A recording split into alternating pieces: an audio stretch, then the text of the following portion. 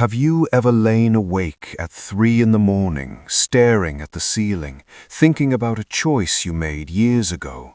A job you didn't take, a relationship you walked away from, a dream you quietly buried because it felt too risky or too late? That moment when the mind begins to run through all the possibilities, all the roads that split off from the one you actually took, is one of the most quietly painful experiences of being human. Most people have felt it at some point in their lives. That heavy, aching question, what if I had chosen differently, is not a sign of weakness or failure. It is a sign that you care deeply about the life you are living and the person you are still becoming. This feeling, so familiar and yet so difficult to name, is exactly where a remarkable novel begins.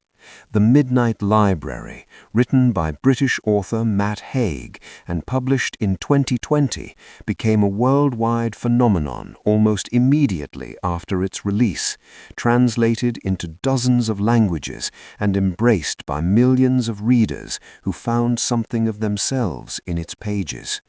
The novel has been celebrated not just as a work of fiction, but as a quiet cultural conversation about meaning, loss, and the kind of ordinary courage it takes to keep going when everything feels like it has gone wrong. At its heart, it is a story about a woman named Nora Seed who finds herself in a mysterious library that exists somewhere between life and death, a place where every book on the shelf represents a different version of her life, one she could have lived if she had made different choices at critical moments along the way.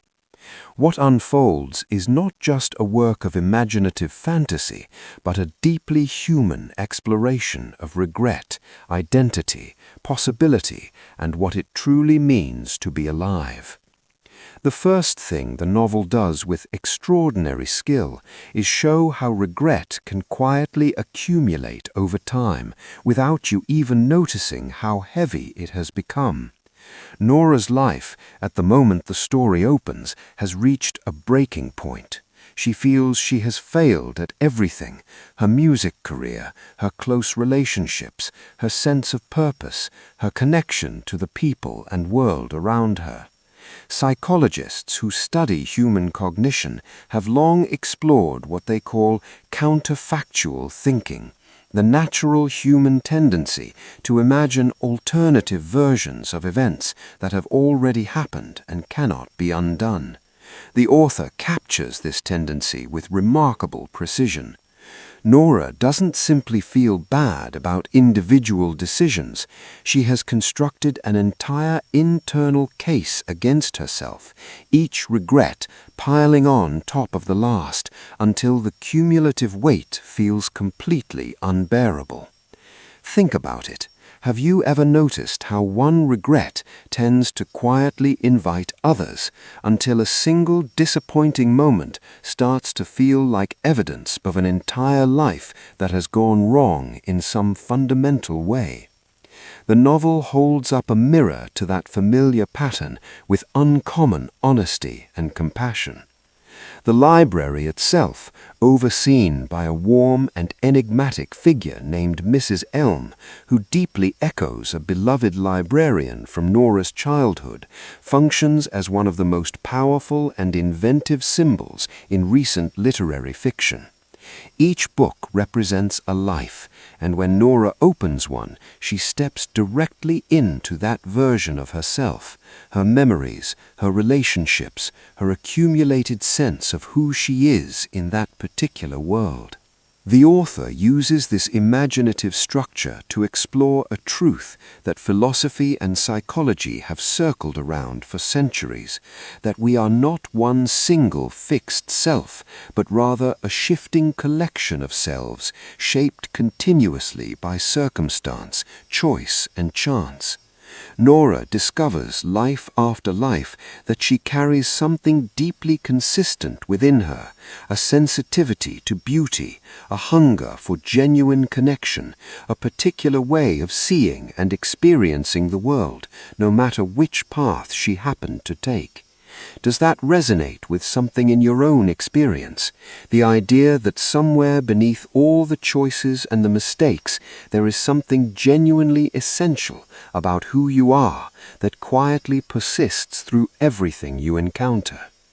One of the most emotionally resonant sequences in the book comes when Nora, living one of her alternate lives as a successful glaciologist working in the remote Arctic, finds herself standing in a landscape of almost incomprehensible natural beauty and still feels that familiar, unnamed something is missing. The author conveys that she felt unmistakably like the same Nora in that moment, despite everything around her being completely different.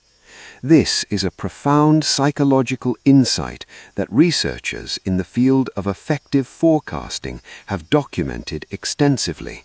The consistent human tendency to overestimate how much external circumstances will transform how we feel on the inside. We imagine that if only things had gone differently, we would be entirely new people, finally free of the weight we carry. But the novel gently and persistently suggests otherwise. The inner world travels with you through every version of yourself. What does that mean for the stories you have been quietly telling yourself about what a different life would have given you that this one cannot? The relationship between Nora and Mrs. Elm unfolds as one of the novel's most tender and emotionally sustaining threads. Mrs. Elm represents not just a guide through the library, but a kind of compassionate witness, someone who sees Nora with complete clarity and without a trace of judgment or disappointment. From a psychological perspective, this mirrors what many therapists describe as a corrective emotional experience, the particular kind of healing that can happen when a person is truly seen and fully accepted at their most broken and most vulnerable. The author understands that what many people carry is not just regret about choices made or unmade, but a deeper grief over the parts of themselves that were never properly acknowledged, witnessed, or valued by the people around them. Mrs. Elm does not tell Nora what to do or what she should have done differently. She simply offers presence, patience, and a quiet, unwavering belief that Nora has something genuinely worth returning to. Reflect on that for a moment. Think about the people in your own life who have offered that kind of steady, witnessing presence, and what it felt like to be truly seen without having to explain yourself. There is a turning point in the novel that is subtle but genuinely seismic in its implications.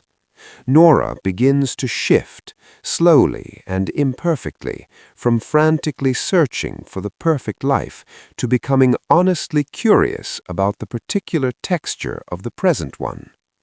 The author frames this not as a dramatic revelation that arrives all at once, but as a slow, quiet change in the quality of Nora's attention toward the world. She begins to notice things more carefully, the particular quality of light at a certain hour of day, the warmth of an unexpected act of kindness from a stranger, the strange comfort of familiar sounds and textures. This shift is deeply connected to what psychologists describe as a present moment awareness, the capacity to fully engage with what is actually here, rather than spending every available moment mourning what is not. The novel never presents this kind of awareness as easy, automatic, or permanent. Nora has to move through enormous and genuine pain to arrive anywhere near it. But the emotional arc of the story suggests something worth sitting quietly with, that meaning is not found in the grandest or most impressive possible version of your life, but in the depth and quality of your engagement with the life you are actually living right now. What makes the Midnight Library stay with you long after the final page is that it resists the pull of simple or consoling answers. It does not tell you that everything happens for a reason, or that your life is secretly perfect exactly as it is, or that regret is simply a waste of energy you should let go of. It acknowledges the genuine weight of loss, that the roads not taken do matter, that choices carry real consequences, and that some regrets cannot be fully resolved or quietly dissolved. But alongside that honesty, it offers something rarer and harder to find, the genuine possibility that the life in front of you, complicated and imperfect and incomplete as it is, contains far more than you have yet discovered or allowed yourself to appreciate. The story's lasting emotional power comes from its refusal to be either falsely optimistic or bleakly despairing.